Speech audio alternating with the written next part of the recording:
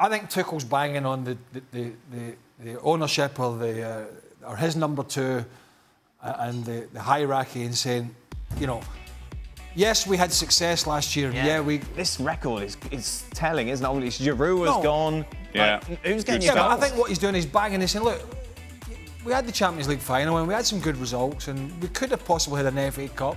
But if we want to go 38 games and compete in all these competitions and we want to be the top dogs in England again, then Man City and Liverpool have set the standard and we're going to have to go and really push the boat out here if we want to overhaul. If we all think Man City are the favourites, and that's kind of the way it looks still, then this is what we need to do. And look, we had an ownership and an owner who it looked like a couple of years ago, 18 months ago, was losing a bit of the desire. Bored, you know, I'm fed up putting that money in and what, I'm not allowed in the country and blah, blah, blah. And then he went and he gave Lampard a pile of new signings and, you know, Tuchel's come in, he trusts them, they trust him, he's delivered excellently in his very short period. He's shown what a good manager he is. And that was the big question. You know, off the back of the success he'd had at certain places was coming in here, what could he do? Answered that. Now go and give me that money to get me the hottest property in world football. Yeah. If he does, they are absolutely up there with, I think, Man City as the favourites. Yeah, That's how much a difference this guy would make. As Jan says, 30 goals a season. Oh, God. And that's not exaggerating. No, it's not. So if you're Chelsea, just do it, wouldn't you? Well, yeah, but that's if you're Chelsea. As Jan rightly points out, this is down to Dortmund, and it's not the first time they've kind of held out just to make their mark and let everybody know who's in charge. Remember, they let Lewandowski go on a free as opposed to sell him on the cheap with a year left on his contract not so long ago. So that's how Dortmund do their business. You understand, and you have to respect that. If you're Chelsea, absolutely yes, you keep pushing just a little bit more, and continue to test Dortmund's resolve. Because if Erling Haaland delivers 30 goals a season, and you think he will, I see Chelsea being up alongside, really competing for the Premier League title. Right. On the other side of that same coin, you wait 12 months and he's available for 75 million. I'm not so sure that Chelsea are top of the list in terms of where Erling Haaland goes. And as a result, you need a striker this right now to give you goals. How much is that going to cost you?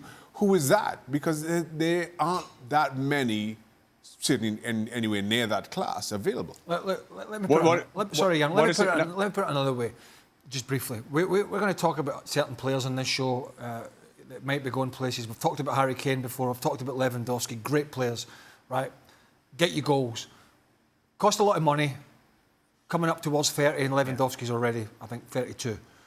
Whatever any club pays for this guy is a great deal. Yeah. Mm-hmm. Because if he doesn't get, hopefully, touch wood, he stays clear of injury and he continues on this same path, you're spending 150 to 200 million, if that's what it is, on years of goals. Not a season or two.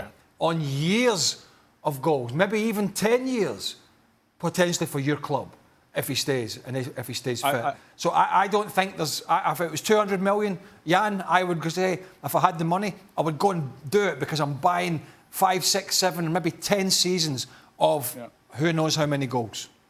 I think it's interesting to boys to have a look at what's happening after the pandemic, because Bayern Munich said now that we have losses of 150 million euro. I mean, this is bad times, and Dortmund with an average of 81,000 every game. You can only imagine how much money they've lost. And then they got some of the money back now by selling Jadon Sancho. So I still think there is a chance that this could happen. And if you see it from the point of view of Chelsea, the management of Chelsea, because it's not like you can always just give a call to Abramovich and say, we need that money, we need this player. If you have a look at them with Tammy Abraham, Hudson-Odoi, Ziyech, or whatever, they will probably get... Should we say they will get half of a Haaland in transfer fee from other clubs? Some desperate clubs now at the end of a transfer period. So they have players to sell as well. So I think this could be a good business case for them. And then we haven't even started how much they're earning to be a Premier League contender and maybe win the Premier League. So I think this is a perfect striker for them. Just the last thing is, we haven't talked about Team Holland. Does Erling Haaland wants to go to Chelsea? Mel, if you see that it's someone who is up for it so much that they're gonna break the bank to get him, I think that this will be a very, very good deal for everybody involved. Well, we talked about this the other day. I mean, some clubs are driven by certain budget structures, and the pandemic affected them differently to others. Chelsea are not, I don't believe.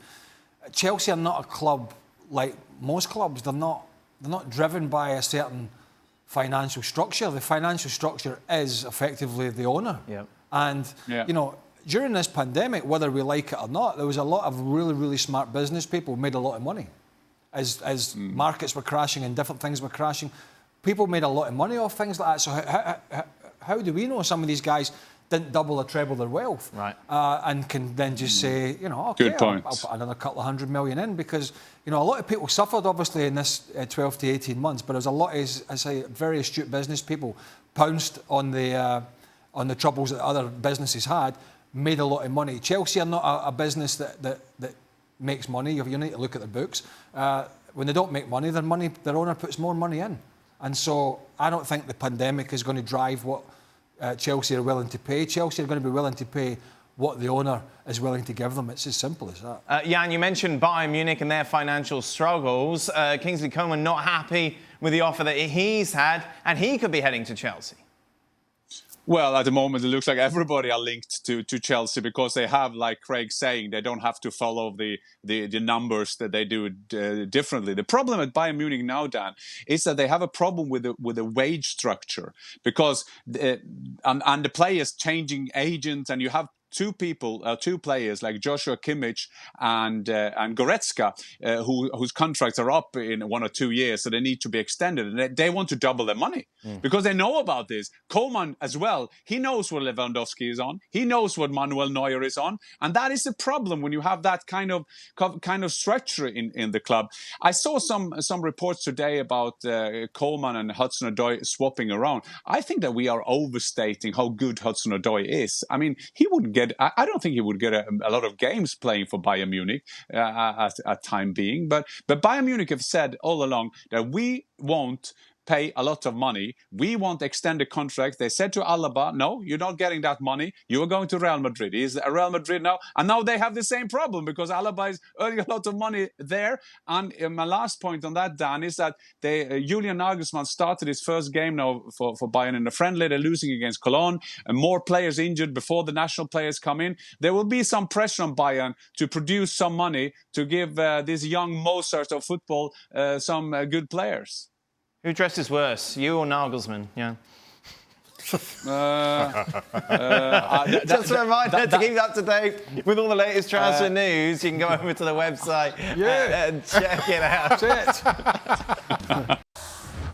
Well, thank you very much for watching ESPN on YouTube. For more sports highlights and analysis, be sure to download the ESPN app. And for live streaming, premium content, and let's not forget as well, ESPN FC 7 days a week. Subscribe to ESPN+.